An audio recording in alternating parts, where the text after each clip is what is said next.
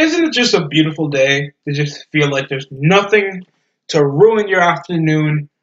You're about to kick off the day, you're either heading to work, school, or whatever you're doing, you're getting ready for that job interview, going out on a date, doing a test.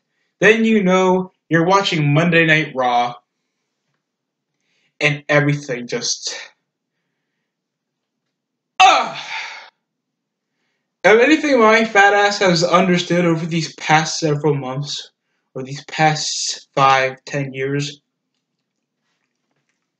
there's no changing the unchangeable from the people who can change it.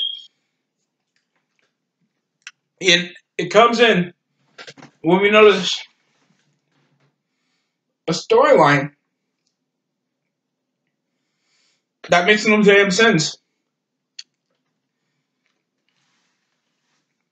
So, I'm just trying to do some recollecting. And I know, any way I put it, in the fan's perspective, and I'm the fan, it sucks. Now I'm going to put it in the backstage perspective. It sucks. And there's nothing we can do about it. The deadline's through, and it's already fucking Monday. And we need more house shows. Some way. Somehow. Some reason. Except we're already flowing in dough, and we already have a football league. So, what happened in the February 10th episode of Monday Night Raw? Well, you would suspect a different type of direction. We are after the first and most important show of the year, that was the Royal Rumble,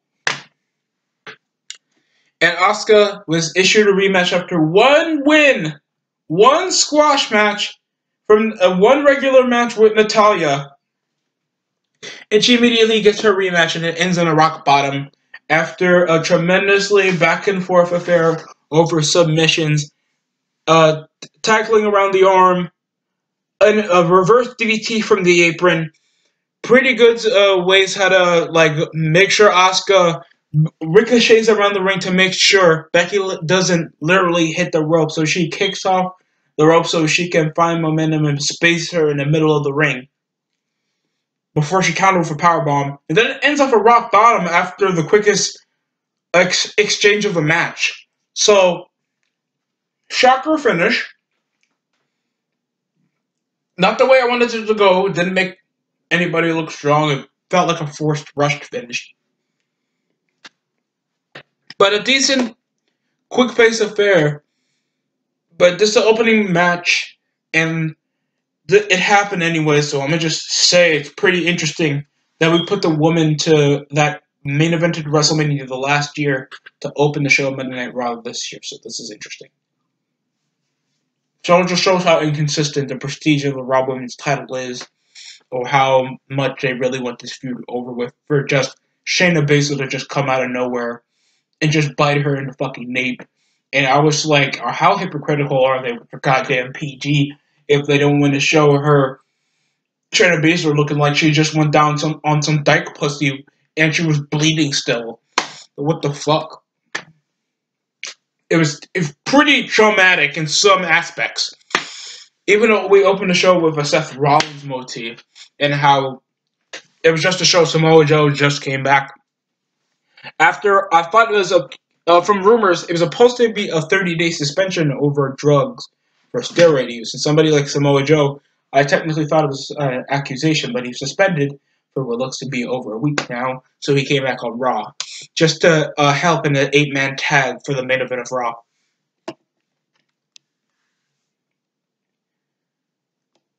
So we had a pretty good match with an odd finish.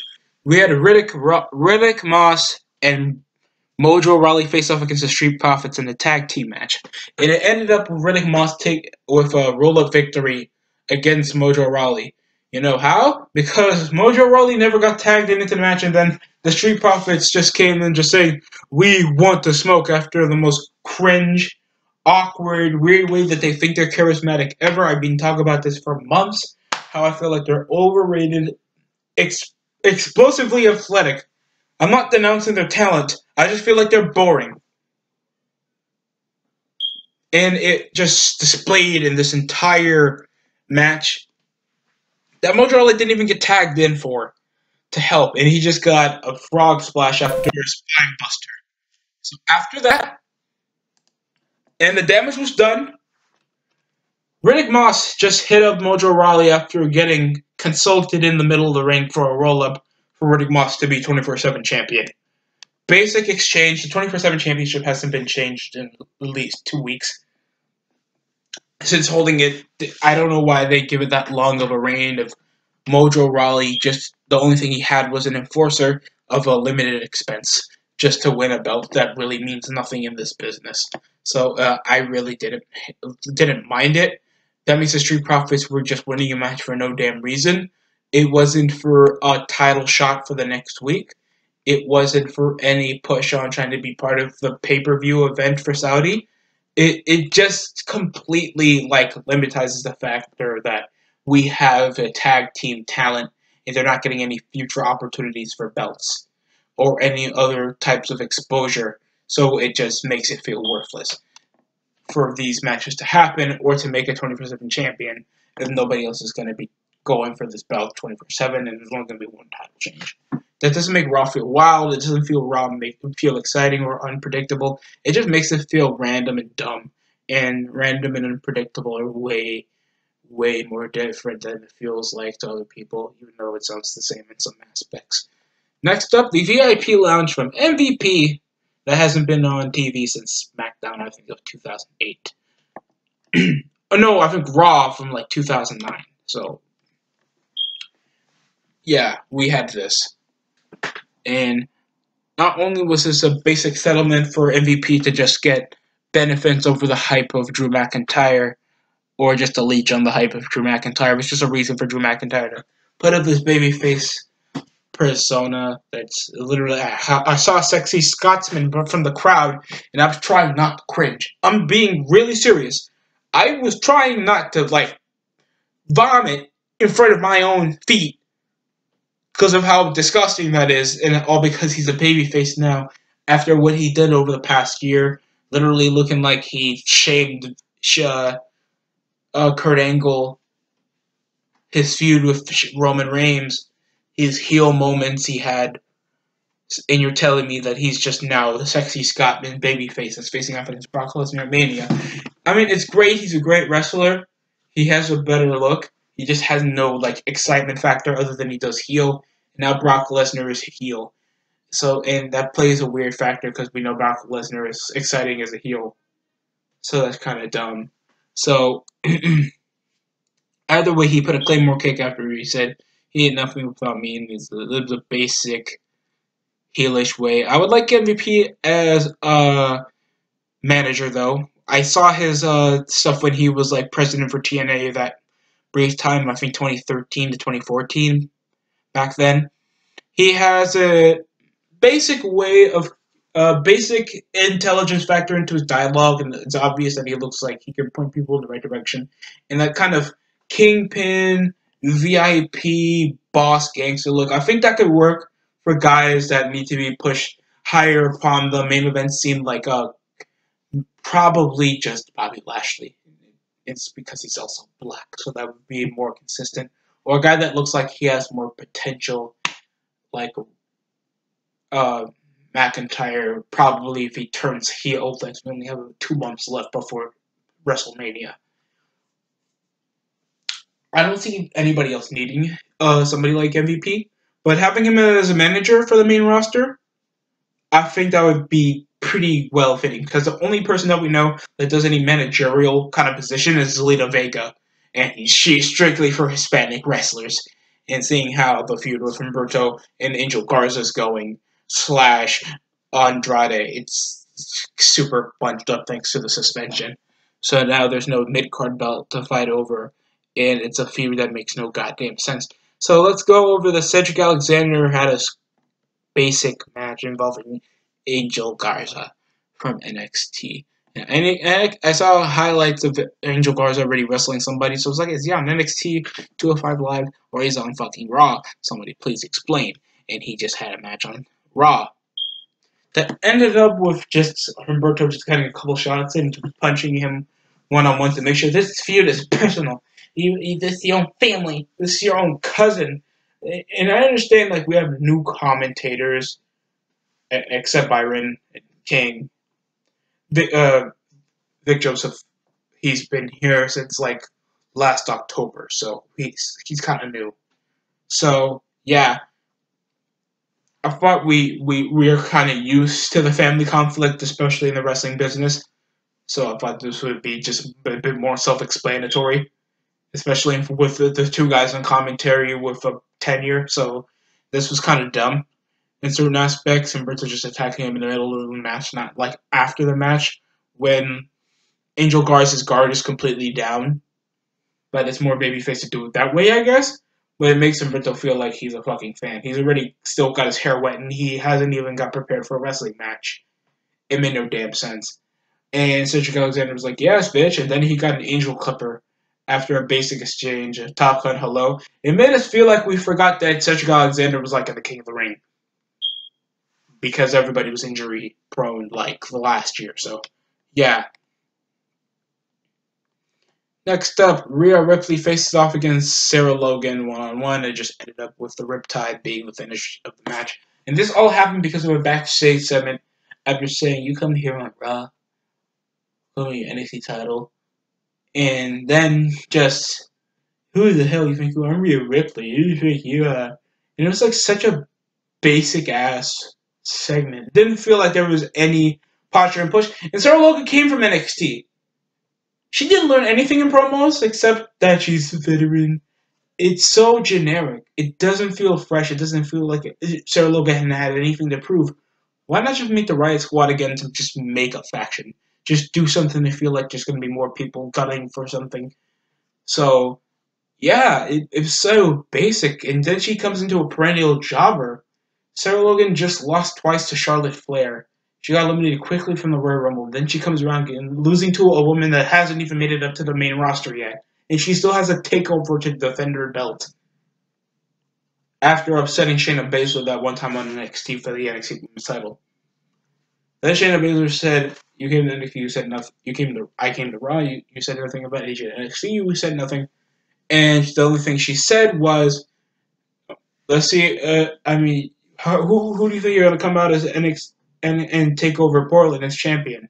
So I guess just Charlotte got to Rhea just got to beat Bianca Belair because over what shows on NXT, she's shown to be quite an afterthought, like the shadow of what seems to be a bigger match that people want to watch. Rhea Ripley against Charlotte Flair, other than the woman who just got like 8 eliminations in the Rumble match. So, yeah, that was a bit disappointing.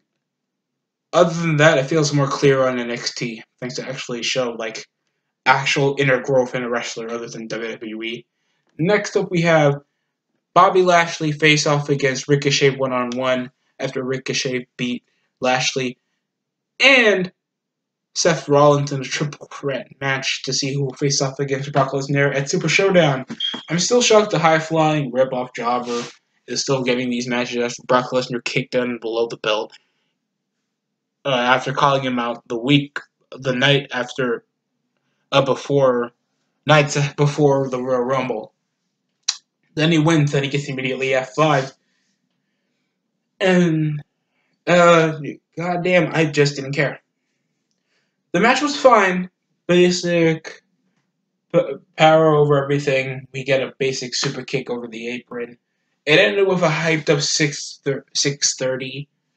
It was a basic babyface comeback match involving power over Hart, and it was so generic.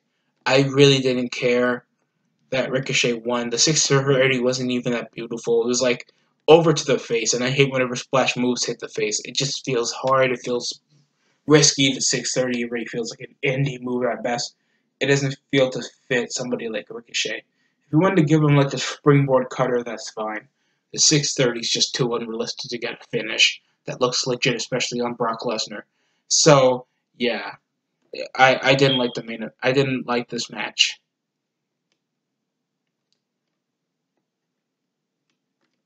Next up, Matt Hardy came up, still looking in best condition, but it's still a perennial jobber. He got immediately RKO'd after a quick exchange trying to reverse everything. And then he still got RKO'd after trying to confront Randy Orton and why he took the dreams of a guy that already got a 10-plus career and accomplished more than Matt Hardy in the wrestling ring. And he even brought up his, of course, controversial storyline he had back in 2005 involving Edge and the affair with Lita. I guess that was a heart profound segment. It didn't go into a match for the next week or something because it just came to just more heel heat for just Edge to be fueled and just hidden with a concerta.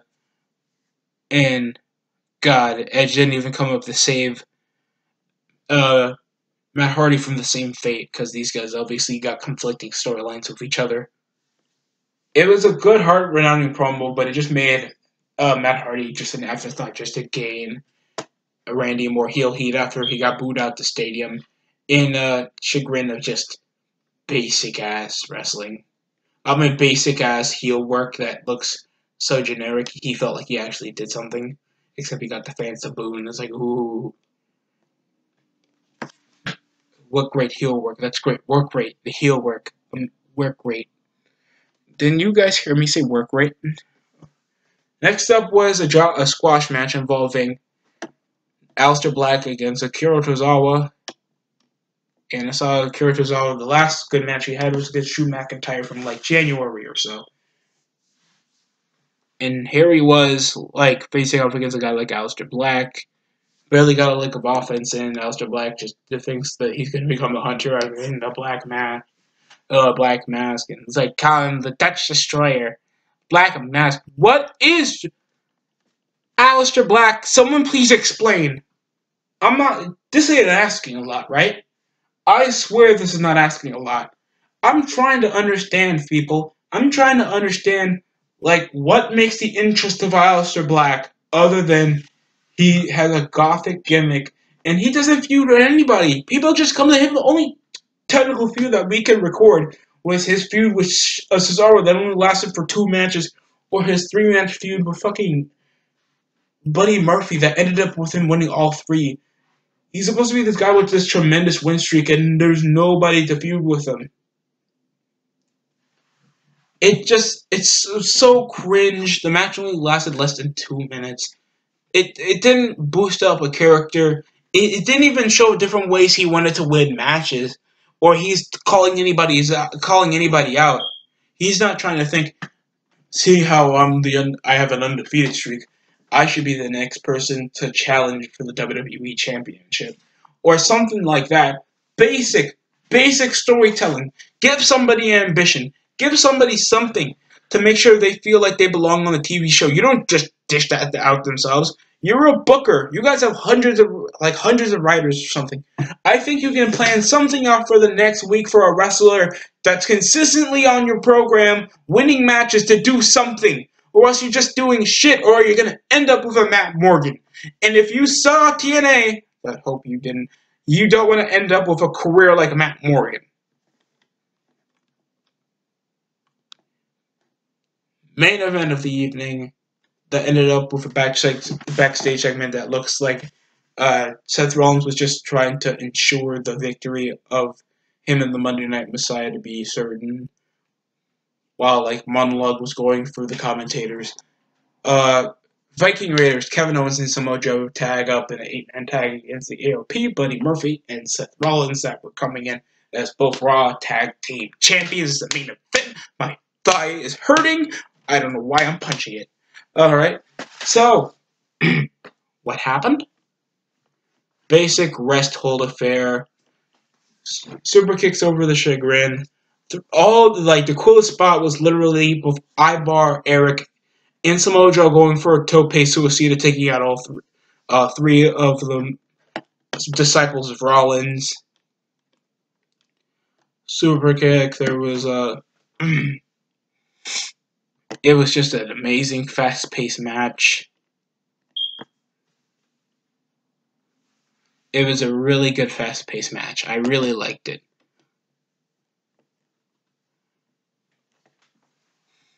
Joe came over the surprise Kikina clutch, but it came over with a reversal Buddy Murphy intervening for a curb stomp to Buddy Murphy picking up the cover for the win. So the Monday Night Messiah is strong, taking out the top stars, and it's just the same thing almost every week with these guys. At least they're winning matches. They're trying to show them as this unstoppable force. So I'm going to just give them a break till then. It was a basic ass finish. They knew they were going to give the Monday Night Seth Rollins some winning room because they just made Kevin Owens and Samoa Joe, and it was just going to make sure that these guys were consistently jobbers and there was no need for a faction to be made. So it's obvious that they're either going to be winning. So that's technically the show. I want to give it a 5 out of 10. It was fine, watchable at best. There was some hit and miss segments. I didn't like the promo with Lashley and Lana. The finish, how they're trying to treat Becky Lynch as his badass, was pretty cringe. I didn't like when she was just holding up her knee, that she literally had to get that looked back on. The segment with Randy and Matt Hardy was fine. I didn't mind it.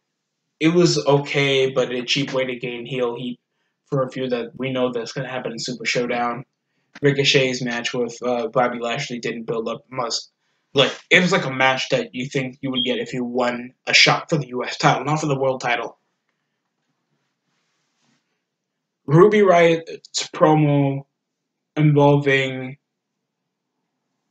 Liv Morgan was okay. How she has always been a follower, how she changed up her look and stuff. Like, you're always going to be part of the off sheep. You're always going to be. I didn't mind that promo. That looked fine to just give these because these guys actually have history. It's a basic way. I didn't. It was fine. All the show was just fine. It's building up for the next week. That's what I think Raw's been doing better than SmackDown. Actually giving you stuff to look forward to. Matches that I think have more potential to build up on. And stars that are actually legit. Raw is doing okay. At this point, I think the ratings are still depleting. They need to do more to excite the fans. The only thing that they've done exciting over this point of this year was a ladder match involving Andrade and Rey Mysterio, and it was such a clumsy, botched up mess that ended up with too many small mistakes that they need something bigger. And in my opinion, they need like the Elimination Chamber for at least next month or something. Just really something to like hype up the crowd. Just something to get it like boost up the threat of like McIntyre wrestling against a different opponent. But thanks, Brock is like the only legit star you can get to get yourself over. I think it's better off that McIntyre faces off against Lesnar. So, I already have a bit of doubts over this show, but other than that, fine. Just ignore everything else, please, God. Other than that, Raw was okay show. Thanks for watching the DST show. And I don't mean anything that's so generic. It's just I'm tired. It's late in the afternoon, and I just wanted this done for completion purposes only. And this is the quickest I usually do Raw reviews in a long while since the summer. So mind me if I'm feeling like I'm high on speed. This DST show. Join the DST Nation by like, commenting, and subscribing. That really helps out the channel, helps out the growth. I'll try to make my Twitter strictly for my channel if you want to get more personal over conversations involving the content or some of the topics I go through. That'll be great. That'll be great for me. I'll put links over the channel or some of the videos. That's it coming from me. Join the TST Nation. That's all. Why, Triple H? You son of a bitch! Why? Tell me why!